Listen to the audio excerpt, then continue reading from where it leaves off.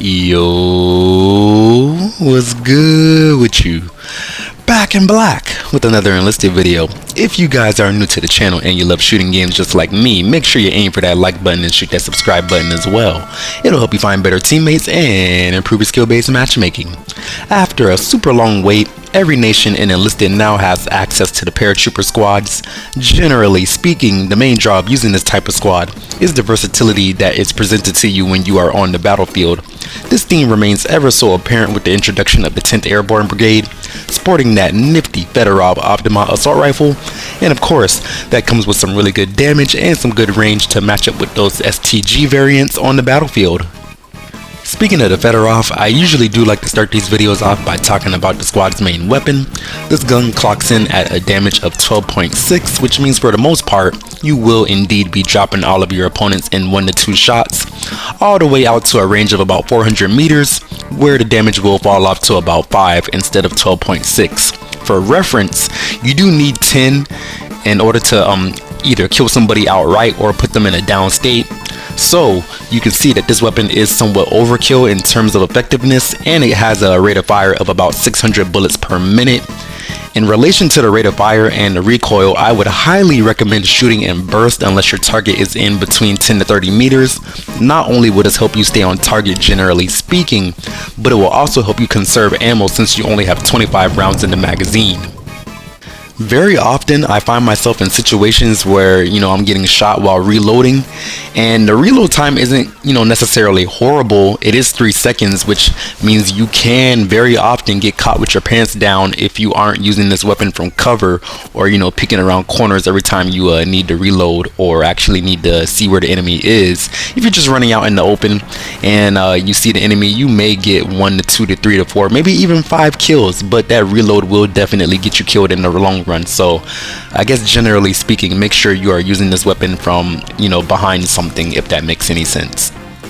I would also like to mention that the bullet velocity on this gun is 660 meters per second, so I will say that as far as stretching this gun out, the range does definitely complement it, and I didn't have any issues dispatching enemies across the map necessarily either. Of course, to do that, you're going to have some really good aim, which shouldn't necessarily be a problem either considering how good the iron sights are. All that being said, the cons of this weapon are minuscule in my personal opinion, aside from the features that I just mentioned a little bit earlier, and even then, all of that can be further mitigated if you take advantage of the new perk system, allowing you to swap recoil and reload speed modifiers around for your soldier.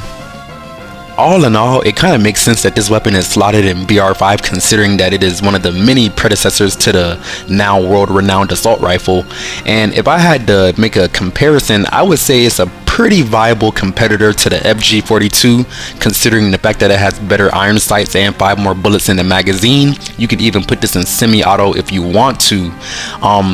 If I had to make another comparison, I would say it is slightly worse than the STG-44 considering the fact that that gun has more bullets, and I would say even better iron sights, and I guess generally speaking it's a more well-rounded weapon. But do let me know what your opinions on this gun are down in the comment section. Moving on to the next part of the video. Luckily, because of the type of squad that you are using, you are not regulated to only using the Fedorov. Per usual, you get a supply box with 4 options to suit your needs as they appear on the battlefield, and I'm gonna let you guys know right now what's inside that assault kit is the real primary weapon that you want to get your hands on: a 100 round drum magazine machine gun to dispatch your foes with the utmost confidence and ferocity. It is so easy to become the reason that so many people on the other team will leave the game if you know how to play life and maximize all the ammunition that you have been given with this squad. And honestly, after using this machine gun, it has become a contender for my favorite machine gun in Enlisted, mostly due to those almost perfect iron sights. I will admit the range is a little bit lacking, but nothing that the fire rate can't necessarily make up for if you can manage to stay on target, which I will admit can also be a bit of a challenge. Then again, it is a machine gun, so has to be some pros and cons somewhere. Even though the assault class is lacking a little bit of range, if that is what you are looking for in your airborne squad, you could always choose the recon kit coming equipped with the SBT-40. Of course, that will have a scope on it, and I will say that having a Fedorov as your backup weapon whenever you actually decide that you want to switch positions is pretty clutch. Conversely, if somebody knows where you are and they are assaulting your position, pulling this out of your back pocket can definitely give them a bit of a shock and awe. The other thing I will say that this allows you to take very extensive flanks as you need to. Conversely, if you have a rifle with a scope on it, you're kind of relegated to staying far back and not being able to move as you see fit.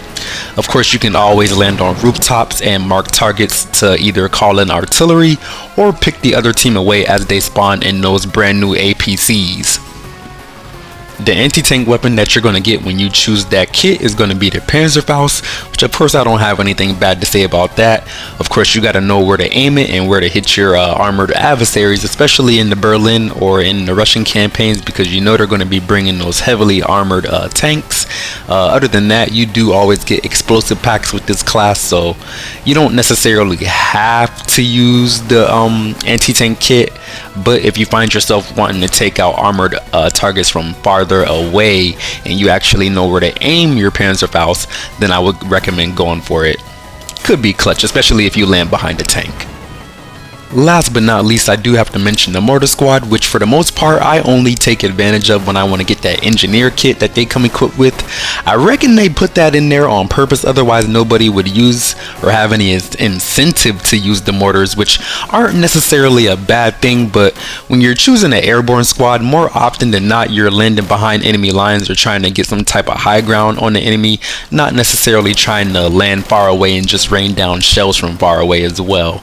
Just not necessarily as engaging, especially for all the hard work that somebody had to do to even unlock this squad in the first place. But again, if you need that emergency rally point, then I could understand why you would choose this kit. When it comes to best practices with the squad, I would recommend going for doing the most damage to the enemy team as possible, which more often than not will bring you to the assault kit. It's the only way to really match the firepower of the Germans, considering the fact that we are in BR5, so you know the enemy is going to be coming back with their high capacity machine guns and heavily armored vehicles as well. Occasionally I would recommend choosing the AT kit if you know a tank is in the area and you know that it is holding your team up immensely. In that case, you could always land behind that tank and get a good shot off with your Panzerfaust. Of course, you want to make sure that no enemy infantry is in the area when you do so, because if they see you in the air or as you are hitting the ground, you're pretty much going to waste the squad for no reason, and then nobody wants that. Another good strategy with this squad is either when you have immense amounts of momentum, or if you notice that your team has literally no rally points up whatsoever, you can use this squad as an emergency rally point. Of course, you would land behind enemy lines in a place where nobody would expect, and then you can get a rally point up. From that point, you won't be as useful as you would be otherwise, because of course you will be having mortars. But of course, if it is an open point with no buildings nearby, or I guess covering the objective, then you can rain down a bunch of shells and then move in with your Fedorov Optima, which is still a viable weapon, of course, on its own. I don't even know if I said this earlier in the video, but even if you don't get any of the kits out of your box, this is still a pretty good squad to have, generally speaking, because of the versatility of the Fedorov Optima in itself. But yeah, all that being said, I would only recommend using the mortar kit if you need to get an emergency rally point up for your team, or if you have immense amounts of momentum and you want to keep that up and make sure the enemy can't reinforce in a timely fashion. Overall, aside from the fact that I am spoiled by the Italian airborne squads with the flamethrowers, I would say that this Russian airborne squad is a solid 9 out of 10, considering everything that I have said earlier in the video. But what do you guys think? Have you tried this squad out yourself yet? What are your experiences using it? If you haven't unlocked it yet, make sure you continue to play, because this is a free earnable unlock all the way until December 30th, and I would highly recommend it, all things considered. And yeah, other than that, I do appreciate you guys for watching the video. Let me know all your thoughts down in the comment section below, and other than that, I hope you have a lovely rest of your day.